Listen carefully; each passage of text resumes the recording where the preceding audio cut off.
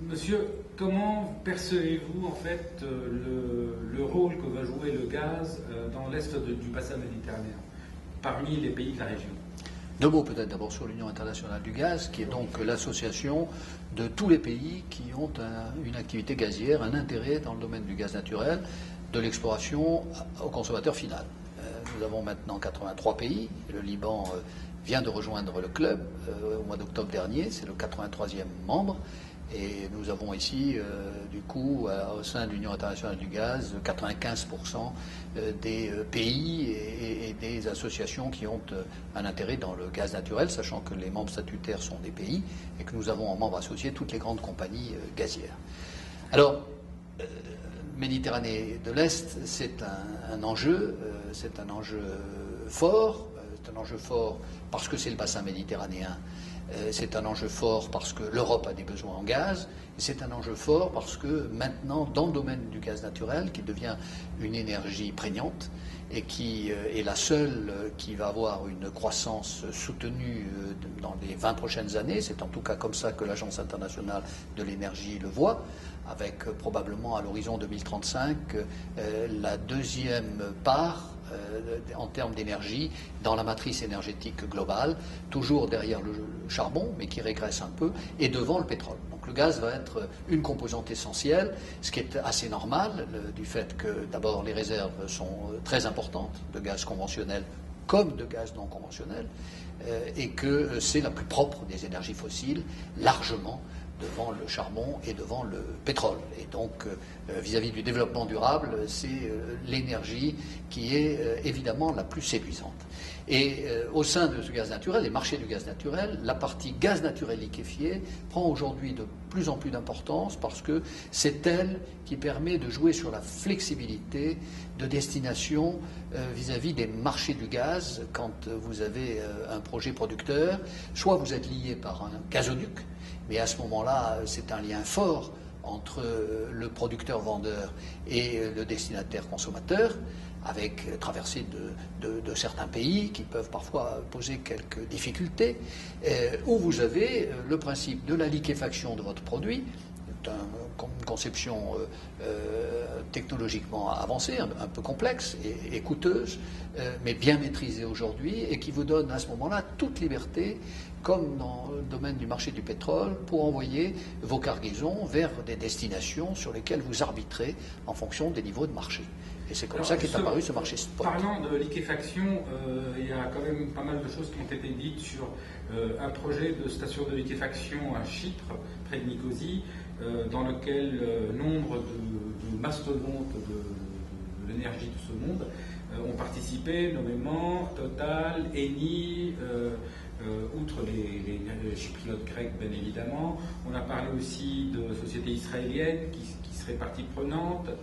Eni aurait même perdu des billes en Turquie pour aller rejoindre ce projet de station de liquéfaction, parce que les Turcs en fait avaient menacé les Italiens de représailles si jamais ils y allaient. Est-ce que cette station de liquéfaction à Chypre a tellement une importance telle que ça peut justifier pour les Italiens de perdre des milliards et pour y investir et pour y être?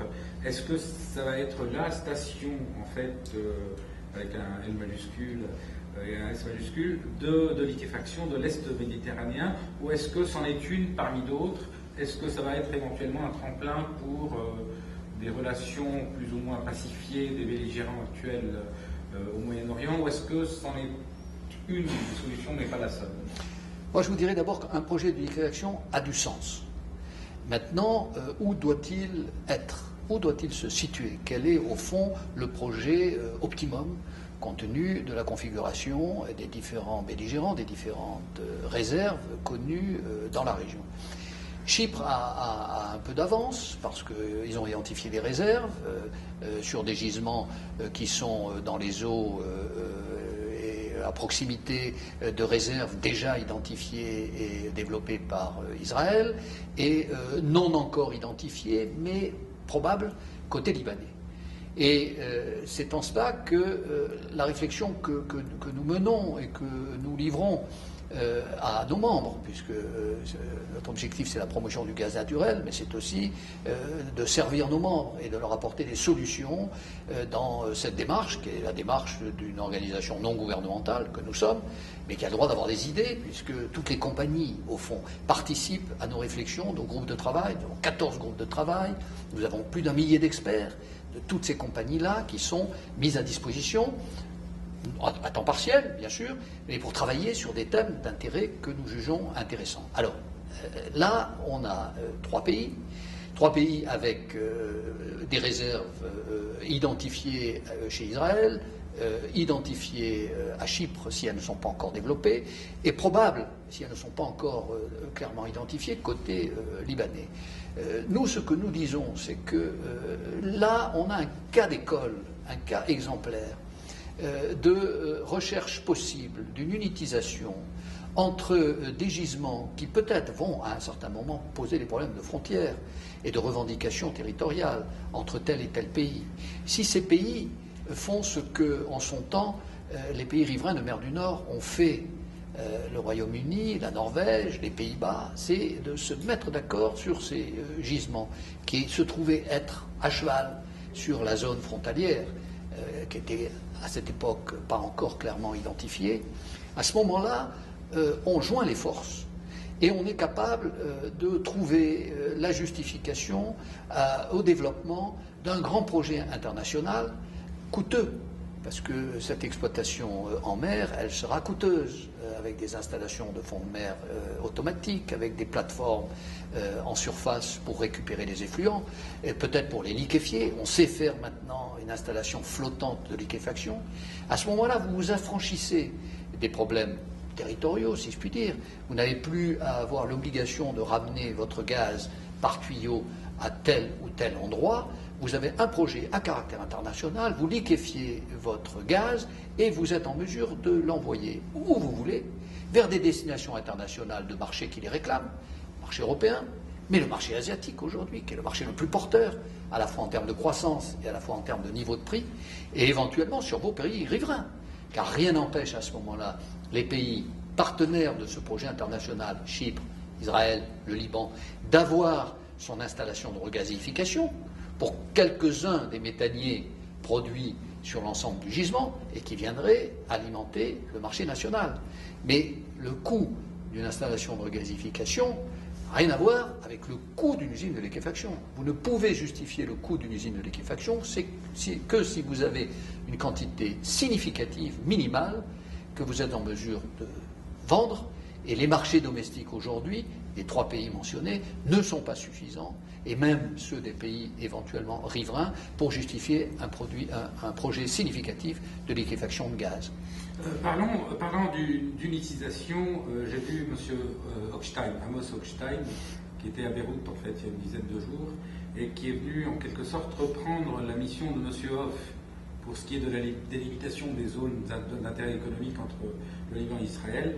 Et il a parlé à mi-mot de unitization by proxy, de façon à ce que le Liban et Israël ne soient pas impliqués directement, ni l'un ni l'autre, dans une sorte de commission arbitrale, et par conséquent que ce soit 2 sociétés éventuellement américaines de part et d'autre qui, elles, se feront l'unitisation des gisements et qui chacune respectivement paierait les...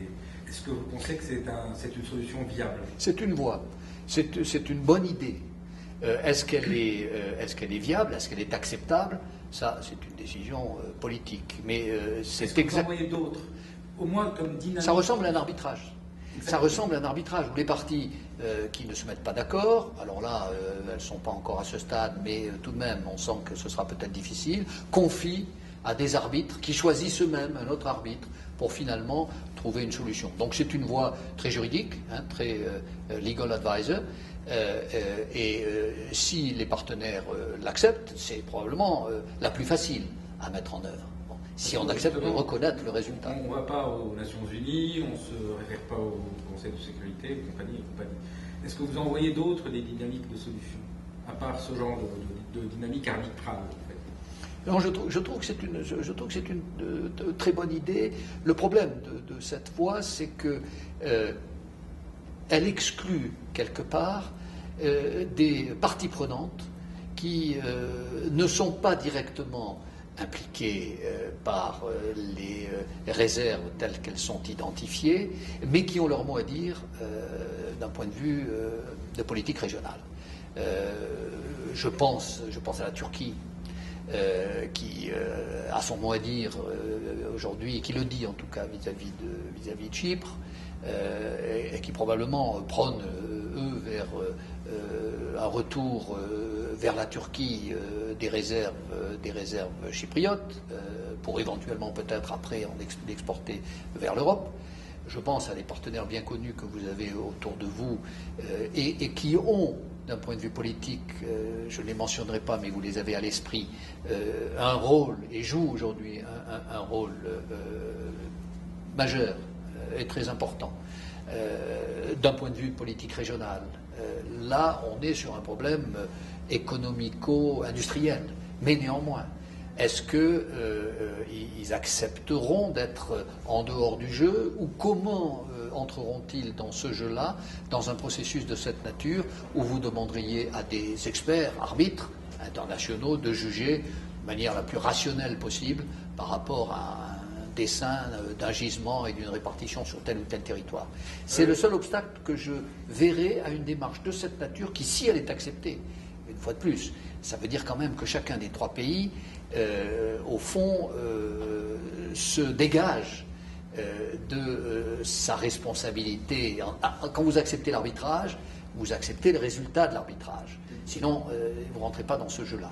Et est-ce que, d'un point de vue politique, est-ce acceptable pour les trois? C'est la question dont on verra l'issue. Mais si tel est le cas, c'est la façon probablement la plus rapide d'aboutir à un accord. Quid de la Syrie? Parce qu'il a été question récemment d'une attribution à Soyouz, je pense que ça s'appelle la société russe d'exploration en fait, du gaz syrien.